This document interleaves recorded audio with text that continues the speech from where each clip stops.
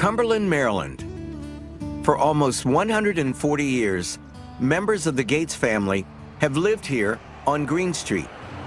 All right, Skip, great news. Since the last time you were here, I've been able to purchase the property of Jane Gates.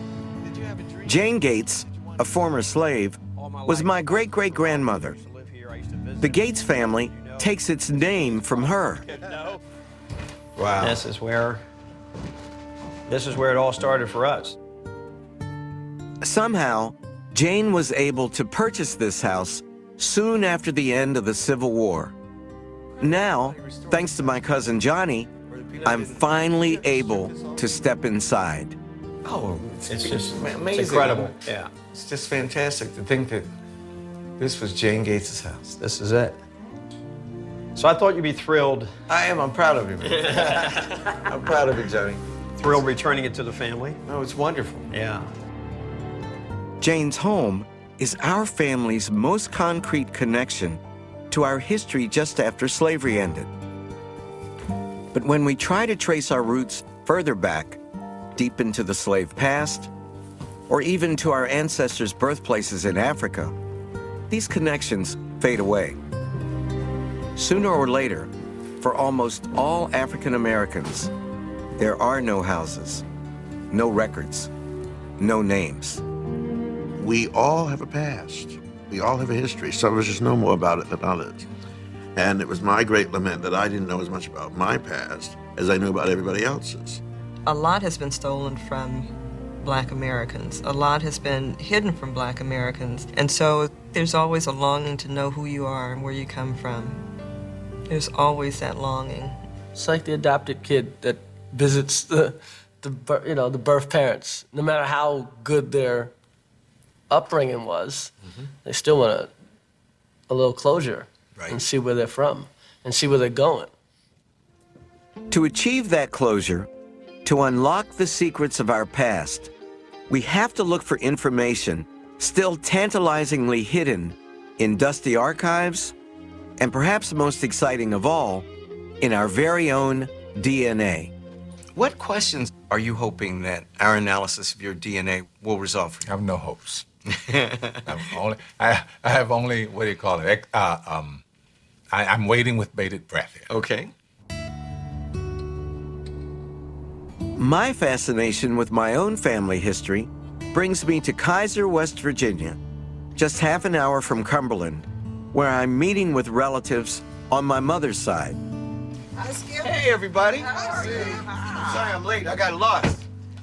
It's good to see I you. thought you lived on Mineral Street, where the colored people live. Well, we have arrived. We have arrived. All the white people must have moved out of town. How are you, Miss Rita? Mom, is that Callie or is that one of the... That's a Bruce, I think.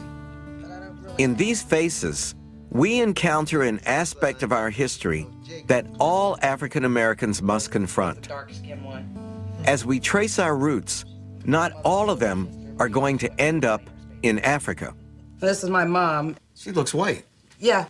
Matter of fact, they thought they were white growing up until they were out front making fun of black people. And then my grandmother came out and said, I don't know what y'all making fun of. Y'all black too. You have to assume that any black person has some European ancestry. Why? Just rather, just the fact that I am not blue-black, I'm a mocha. A mocha, a fine mocha. I'm a fine mocha. To determine just how much European ancestry we have, I'm turning to the geneticist, Dr. Mark Shriver. Yeah, so we're gonna spin him around, right? Dr. Shriver has helped develop an intriguing DNA test. He says that it can estimate the proportion of our genes that we've inherited from our African, Native American, and European ancestors. What's especially interesting in your case is that you were adopted. So your genealogy can't prepare us for what we might find in your DNA. Right. Okay? Well, let's find out. Yeah. Why don't you turn that page? Now, according to this test, Linda Johnson Rice, you have an extraordinary amount of European ancestry for an African American, 40%. Would you read those results? 20% European. You're a 1/5 white. Wow. Oh, man. I'm horrible in sports, so maybe this explains that. My jump shot is horrible. I'm 35% European. 19% European. Are you surprised to know that you have that much European ancestry? I guess so. As dark complected as I am. Mm-hmm. It means you're third white. Well, that's surprising. You are 33% European. Really? I'm 50-50. To my horror, Yeah. the chairman of African American Studies at Harvard at the time was a half a white man. Yeah. Wow, you're kidding. There was a lot of sneaking and creeping back there on the plantation. I guess. I guess. Oh, my goodness. Naming these white ancestors, however, is another matter entirely. Much of our European ancestry comes from male slave owners who raped their female slaves. And even when a sexual relationship was consensual, few white men had the courage to embrace their black families publicly.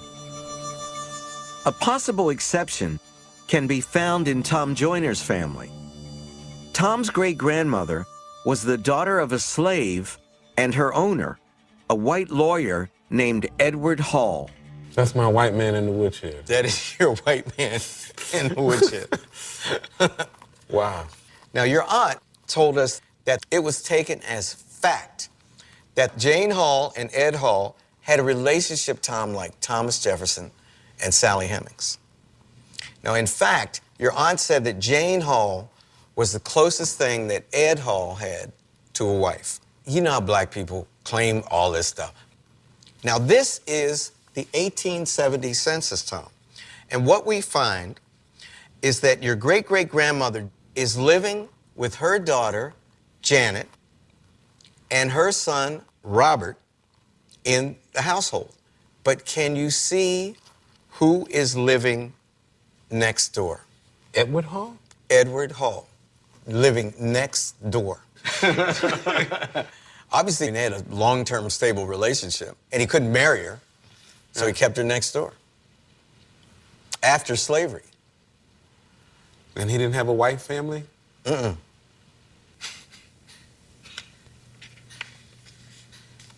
You putting a lot on her, brother. I'm not finished. Amazing as this was, you turn the page, my brother. That is Ed Hall's father, your third great-grandfather. A Supreme Court justice in the state of North Carolina. A Supreme Court justice in the state of... three. That's right. That's your ancestor. Direct, smoking pistol.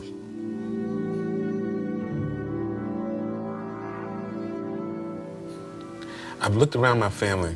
I've never seen anybody with these eyes until just now. I haven't seen anybody in my family that have gray eyes.